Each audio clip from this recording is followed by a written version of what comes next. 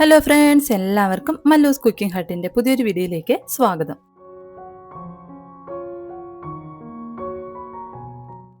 ഇന്നത്തെ വീഡിയോ എന്ന് പറയുന്നത് ചായ തിളപ്പിച്ചെടുക്കുന്ന സമയം കൊണ്ട് തന്നെ നമുക്ക് തയ്യാറാക്കി എടുക്കാൻ പറ്റുന്ന പഴം വെച്ചിട്ടുള്ള നല്ല സോഫ്റ്റ് ആയിട്ടുള്ളൊരു ബോണ്ടയാണ്. അപ്പം നല്ല പഞ്ഞി പോലെയുള്ള ഈ ബോണ്ട എങ്ങനെയാണ് തയ്യാറാക്കി എടുക്കുന്നതെന്നൊന്ന് നോക്കാം.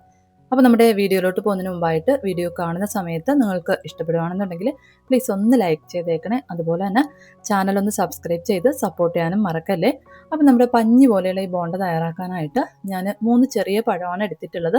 റോബസ്റ്റ പോലെയുള്ള വലിയ പഴമാണെന്നുണ്ടെങ്കിൽ നമുക്കൊരു 2 പഴം മതിയാവും. ഇനി നമുക്കിത് തൊലിയൊക്കെ ഒന്ന് കളഞ്ഞ് ചെറിയ കഷ്ണങ്ങളാക്കി ഒന്ന് മുറിച്ചൊരു മിക്സിയുടെ ജാറിലേക്ക് ഒന്ന് ഇട്ട് കൊടുക്കാം. ഇനി നമുക്കിതിൻ്റെ കൂടെ ചേർത്ത് കൊടുക്കേണ്ടത് പഞ്ചസാരയാണ്. ഞാൻ 1/2 കപ്പ് അളവിൽ പഞ്ചസാരയും കൂടെ 3 ഏലക്കയും കൂടെ എടുത്തിട്ടുണ്ട്. അതും കൂടെ നമുക്ക് ഇതിലേക്ക് ചേർത്ത് നന്നായിട്ടൊന്ന് അരച്ചെടുക്കാം. നല്ലതുപോലെ ഒന്ന് അരച്ചെടുത്തതിന് ശേഷം നമ്മൾ അരച്ചെടുത്തിട്ടുള്ള പഴം നമുക്കൊരു ബൗളിലേക്കൊന്ന് മാറ്റാം.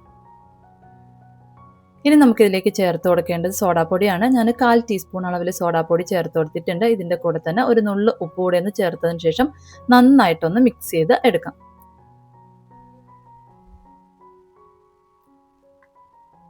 നല്ലതുപോലെ ഒന്ന് മിക്സ് ചെയ്തെടുത്തതിന് ശേഷം പിന്നെ നമുക്കിതിലേക്ക് മൈദ ചേർത്ത് കൊടുക്കണം. മൈദയോ അല്ലെങ്കിൽ ഗോതമ്പ് പൊടിയോ ചേർത്ത് കൊടുക്കാവുന്നതാണ്. ഞാൻ 1 കപ്പ് അളവിൽ മൈദയാണ് എടുത്തിട്ടുള്ളത്. അത് നമുക്ക് 2 പ്രാവശ്യമായിട്ട് ഇതിലേക്ക് ചേർത്ത് നന്നായിട്ടൊന്ന് മിക്സ് ചെയ്ത് എടുക്കാം.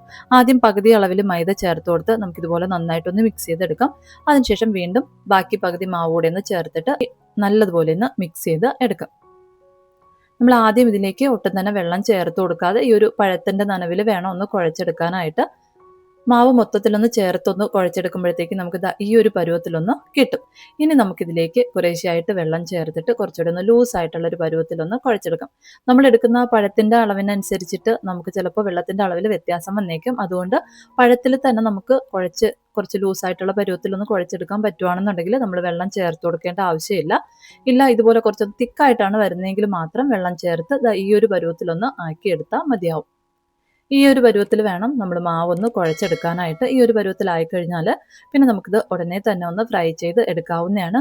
അതിനായിട്ട് എണ്ണയൊന്ന് ചൂടാകാനായിട്ട് വെച്ചതിന് ശേഷം കയ്യിൽ ഒരല്പം വെള്ളം ഒന്ന് നനച്ചതിന് ശേഷം നമ്മൾ മാവ് ഇതുപോലെ കുറേശ്ശെ ആയിട്ട് എടുത്ത് ഈ ഒരു ബൗളിൻ്റെ സൈഡിൽ നിന്ന് ഇതുപോലെ ഒന്ന് എടുത്തതിന് ശേഷം നമുക്ക് എണ്ണയിലേക്കൊന്ന് ഇട്ട് കൊടുക്കാം.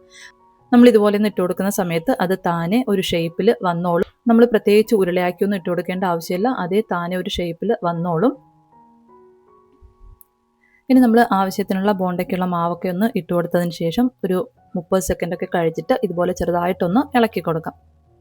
ഇതുപോലെ ചെറുതായിട്ടൊന്ന് ഇളക്കി ഫ്രൈ ചെയ്തെടുക്കുമ്പോഴത്തേക്കും നമുക്ക് എല്ലാ ബോണ്ടയും ഒരേ കളറിൽ ഒരുപോലെ ഒന്ന് വെന്ത് കിട്ടും.